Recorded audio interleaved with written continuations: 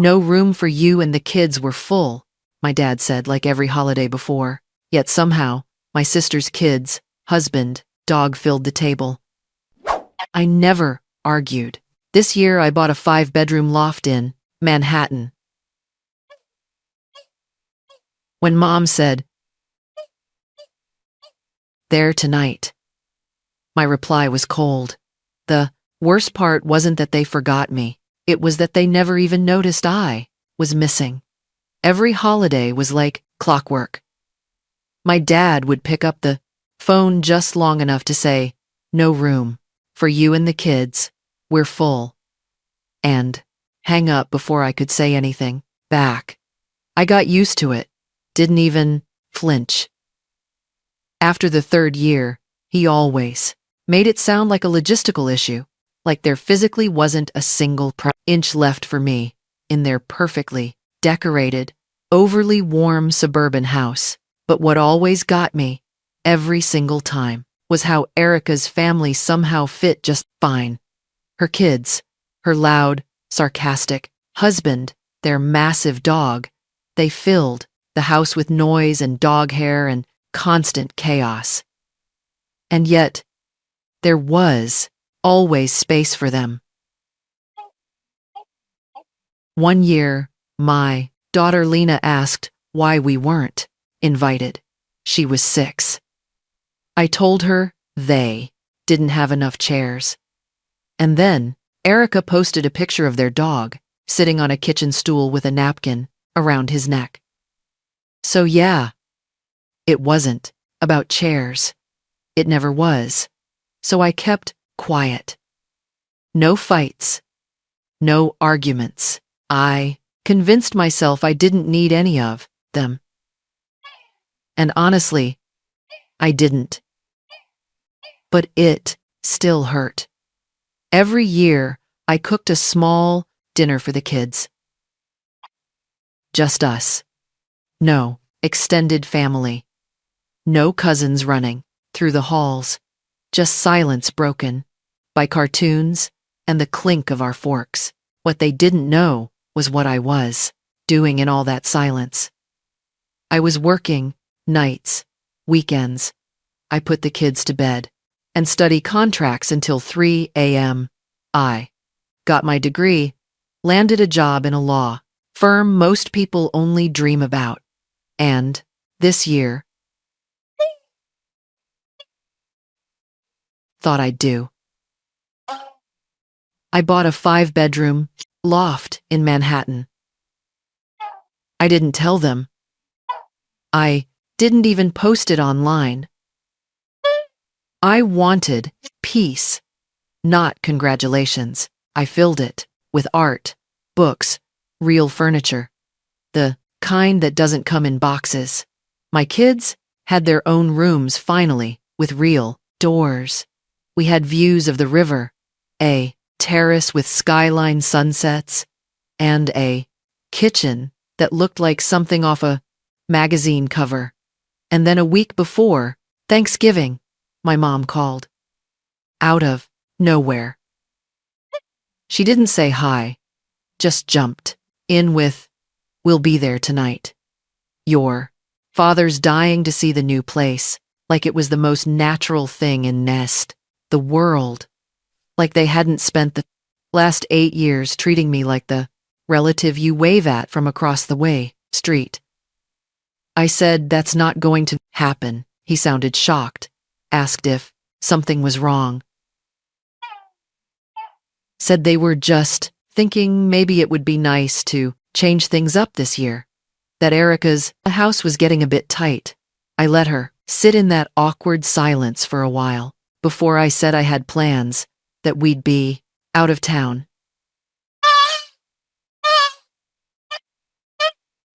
She hung up, just a click.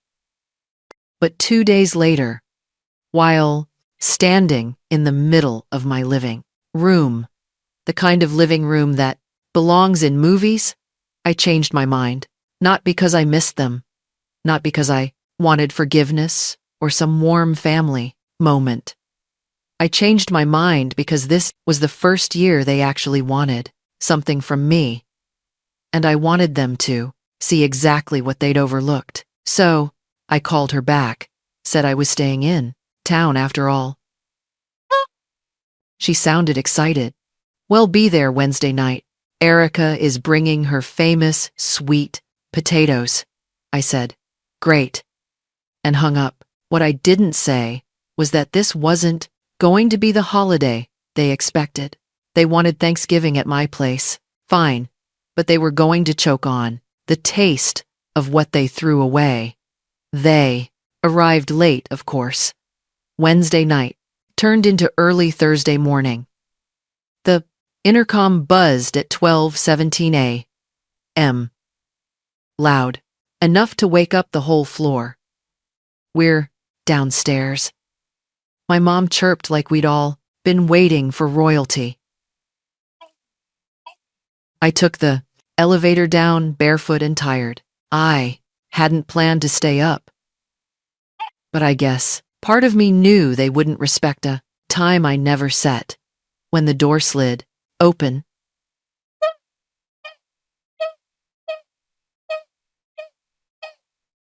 there they were, front like she owned the building, pulling two massive suitcases behind her, like she was checking in for a week-long vacation.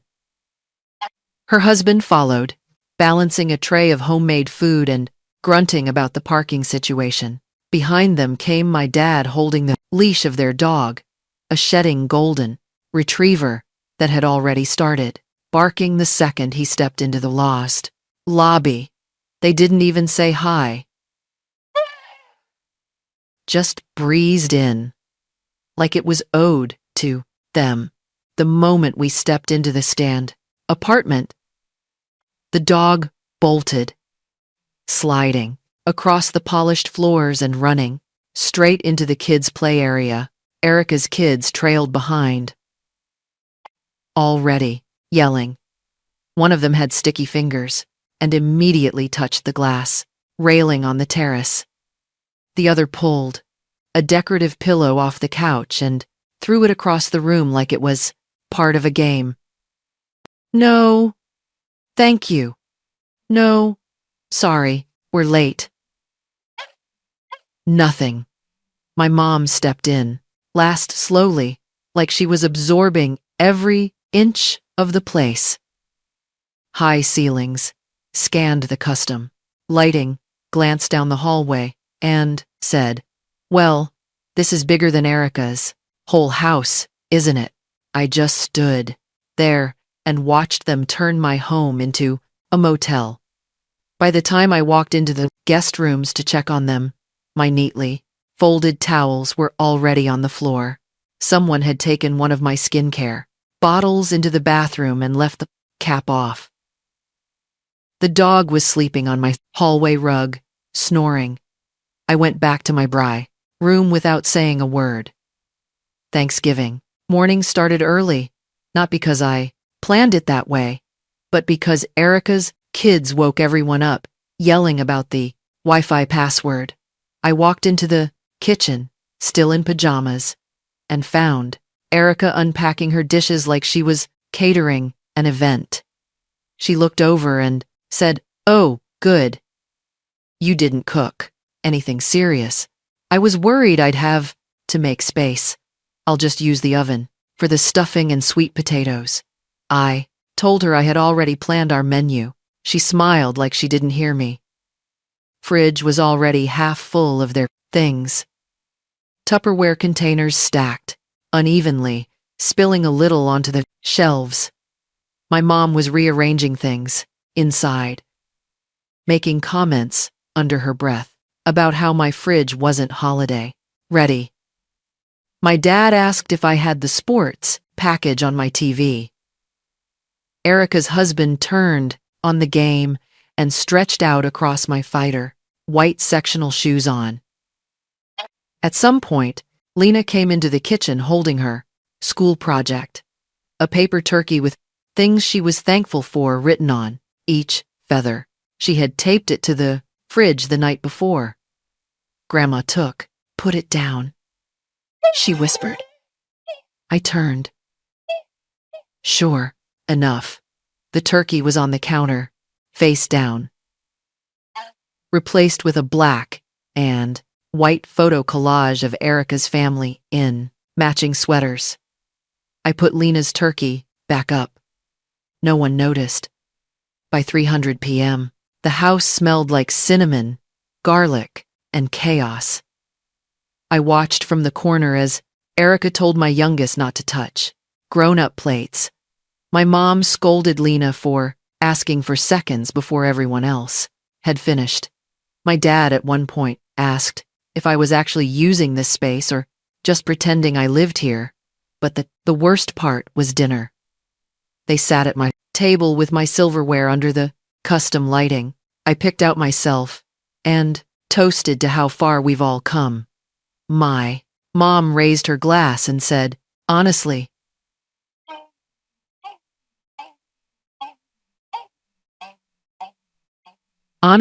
we were worried for a while, but this is a surprise." Erica chimed in. "Yeah, I mean, I always said, you were the quiet one. But wow, this place is impressive." I didn't speak. I didn't smile.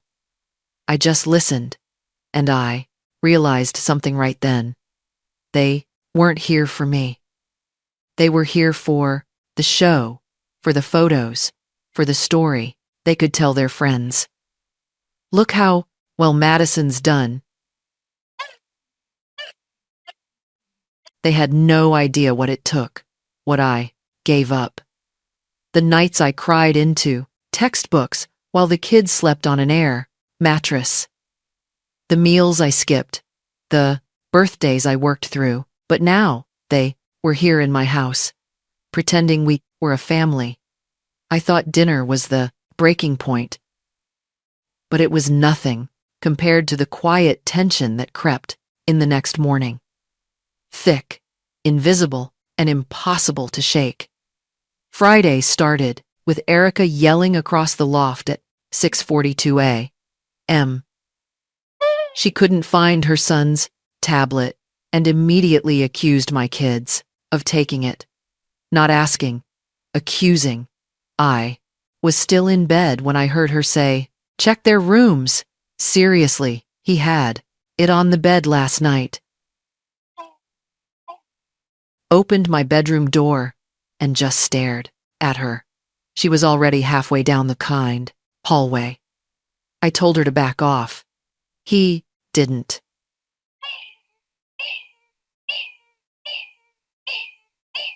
Instead, son's room without knocking, my kids were still in their pajamas, confused and quiet as she searched around like it was some kind of investigation. The tablet under her own suitcase, not a word of apology. Just a scoff and wow, guess I'm losing it. Breakfast was worse. Cereal spilled across the floor, my expensive kitchen stools pushed sideways. Erica's kids took over the living room, remote in hand, flipping through shows and changing settings on the smart TV. One of them disconnected the sound system and started crying when it didn't work. My mom walked into the kitchen,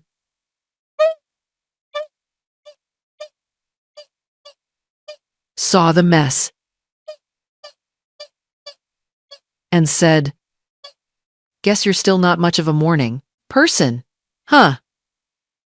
I poured myself coffee and stared out the window. The Hudson was gray and calm. The city felt miles away. Dad walked in and started opening cabinets. "Don't you have regular bread?" I told him we did. He said, "Not this grain stuff. Real bread." I didn't respond. That afternoon, I took my kids out for a walk just to get air. When I came back, I found Erica's husband asleep on my couch with his socks off. The dog was lying on the rug next to him, chewing on one of Lena's stuffed animals. A glass of wine from my collection. One I had saved for something special. She didn't ask. That night, I decided I was done cooking for them. I made dinner for just me and the kids. Erica noticed. "Oh, we're not eating together tonight," she said, walking past the table with a smirk. "We weren't invited either," I said. She didn't reply. Then, just after the kids went to bed, it started again. Erica came out of the guest room holding one of her son's jackets. This wasn't in our room this morning. Why was it moved? I looked at her. "I don't know. Maybe the dog dragged it. Maybe your kid left it somewhere." She stared at me like I was lying. Then Mom stepped in. "Come here. Support you. Make the trip, and you act like we're a burden."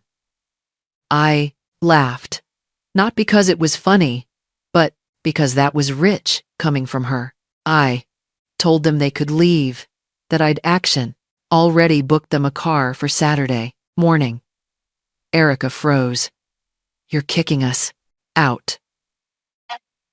"No," I said. "I'm reclaiming my due home." My dad muttered something under in his breath and walked back to the couch. Erica rolled her eyes and slammed the door to the guest room. Mom just shook her head and said, "Trying to be family." I said, "You had 8 years to be family. One holiday doesn't erase that." They stayed the night, but it wasn't the same.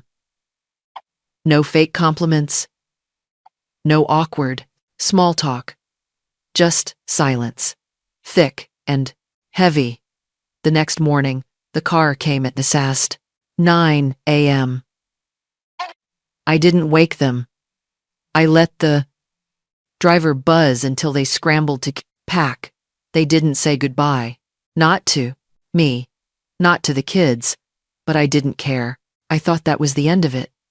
I thought I'd close the door and feel relief. Instead, I went into my bedroom to put away laundry and noticed something strange. A small velvet envelope I had tucked behind the TV, the one with emergency cash, was missing.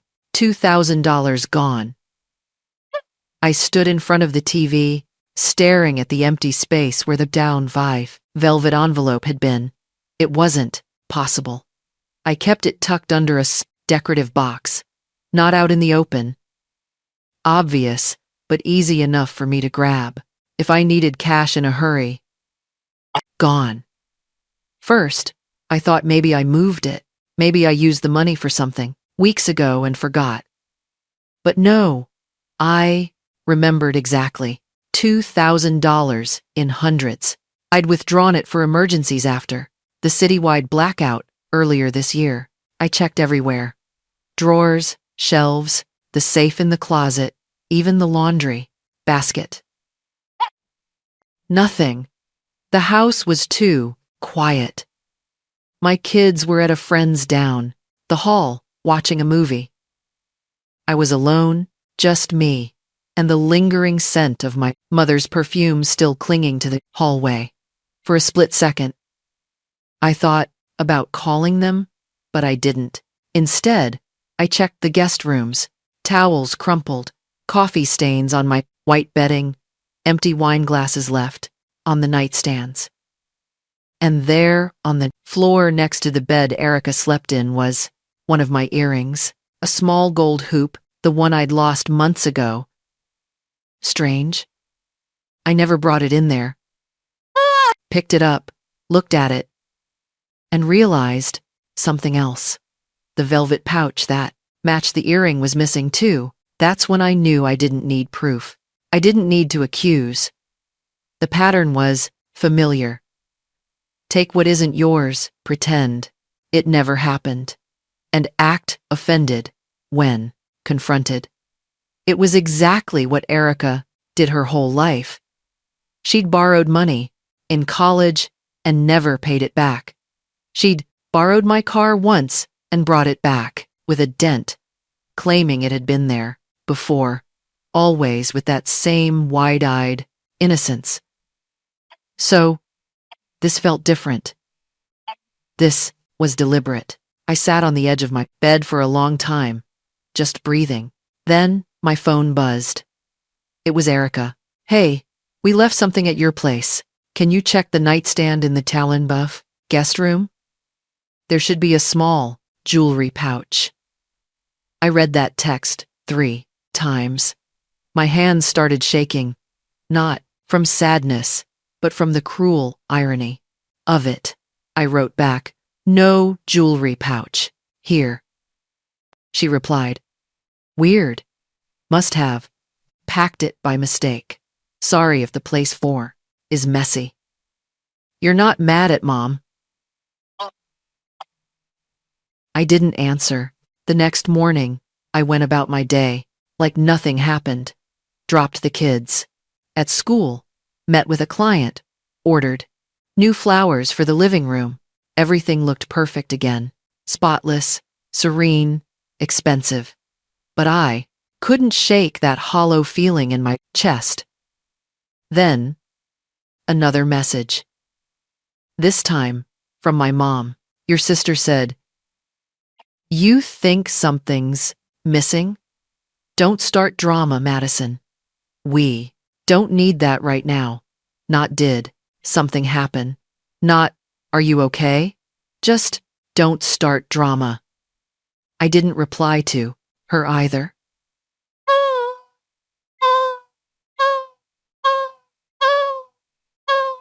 That night, I poured myself a glass of wine and stood by the window. The city lights looked endless, sharp and cold.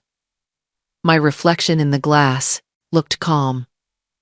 But I didn't feel calm. For years, I had imagined revenge would feel satisfying. That if I ever got the upper hand, I'd feel powerful. But this wasn't that. This was heavier because revenge didn't fix the emptiness of realizing they never loved you enough to be sorry. I decided I'd forgive her. But only in silence. Not with words. Not with calls or explanations. Just by erasing her from the space she once wanted to fill. But that night, as I was locking the terrace door, I noticed something strange. A shadow behind the curtains. A movement I couldn't explain. I froze. When I pulled them back, there was nothing there. Just the city. Terrace floor, wedged under one of the chairs, was a folded envelope, damp from the rain, the velvet one. I picked it up, opened it slowly, expecting the money to be gone. But it wasn't. $2,000 were still inside, and on top of the bills, a note in Erica's handwriting. It said, "You left this out. Don't lose it next time." No signature, no apology, just that. For some reason, theft. I didn't touch the envelope for almost an hour. I just stood there in the bod kitchen staring at it like it was ruinin', radioactive. The velvet was damp and slightly torn at the corner, probably from being shoved under the chair in the Yatif rain. But the real damage wasn't the water. It was the note. That stupid note. "You left this out. Don't lose it next time." No apology, no explanation, just that. Like I was the irresponsible one. Like I was lucky she didn't take it. Like I should be thanking her for returning something she never should have touched. I opened it fully. $2,000, still there. Every single bill counted. And clean, layered, the same way I'd left them. But now the envelope felt dirty, like something that didn't belong to me anymore. I sat down on the edge of the couch and just stared. And in that moment, something shifted. This wasn't about a mistake. It wasn't about holiday, tension, or old family wounds. It was about control. Erica couldn't stand that. I'd built a life without her. Them. That I'd succeeded quietly without asking for their approval. And so, she made sure to leave her fingerprints on it, one final petty way to remind me she still could. She didn't take the money because she needed it. He took it because she wanted me to wonder, to sit with it, to feel unsettled. And it worked. I didn't sleep that night. I stayed up in the living room with the stare, lights off, watching the city flicker below me, while the note sat there on the counter like a ghost I couldn't shake. By morning, I'd made a decision. Didn't text Erica. I didn't confront her. I didn't give her what she wanted. A reaction. A fight. Another scene she could twist into a story where I was the unstable one.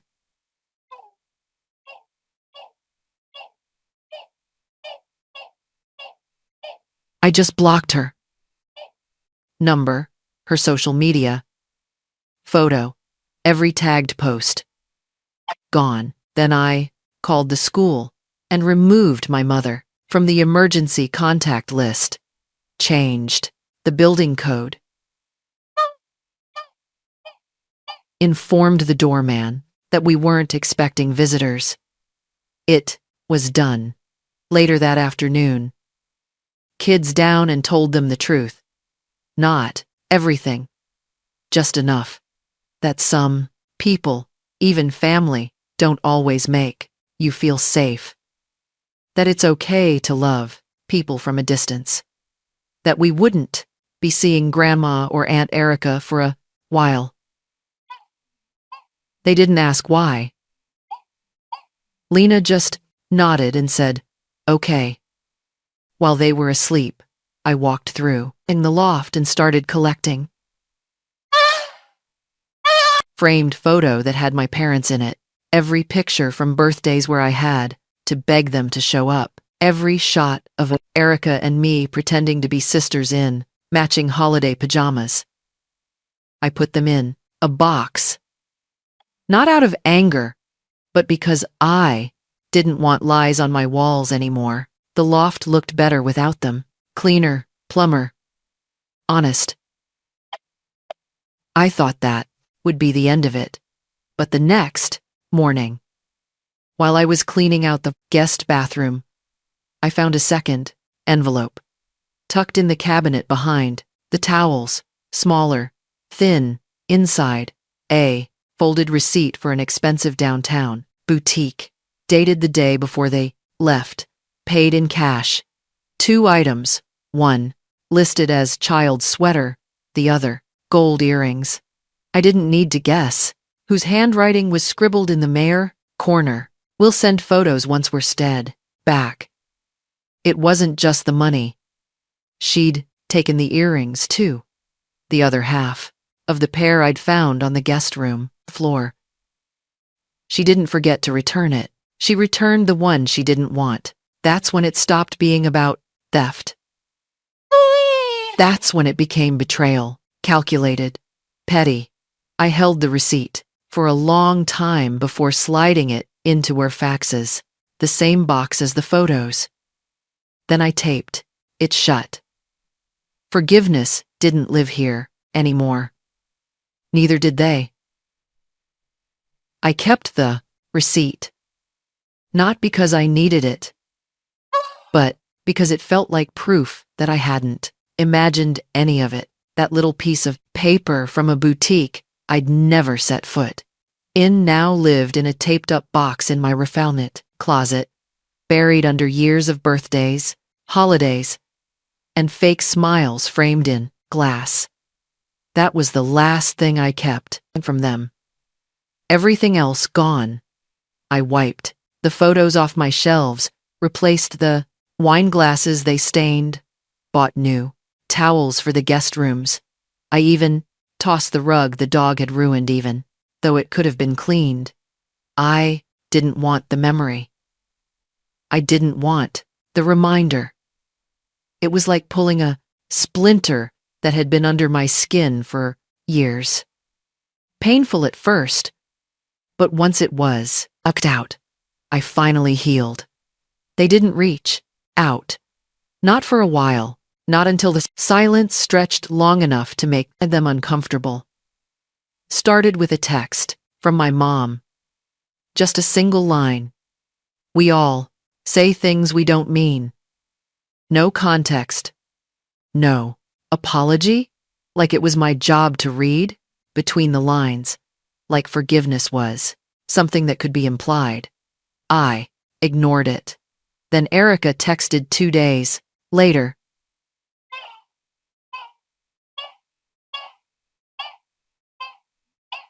Lucas still talks about the loft. He misses you. So do I. Followed by a picture of her daughter wearing the exact gold earring she hadn't returned, the one I knew she had. I didn't block her. I didn't reply either. Some things deserve silence more than they deserve closure.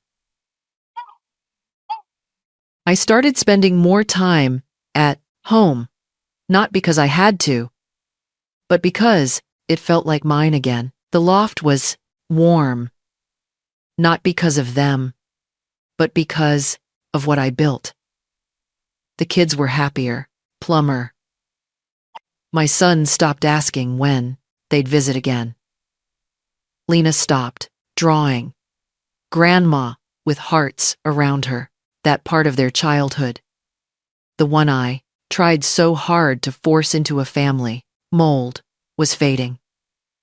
One night, while we were watching a movie, Lena leaned over and whispered, "Do they still think we're coming to Christmas?" I said, "No." She nodded and said, "Okay. Can we just stay here this year?" I told her we could.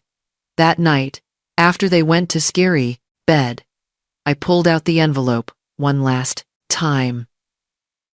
Not the boutique receipt. The velvet one. The cash was still inside, untouched.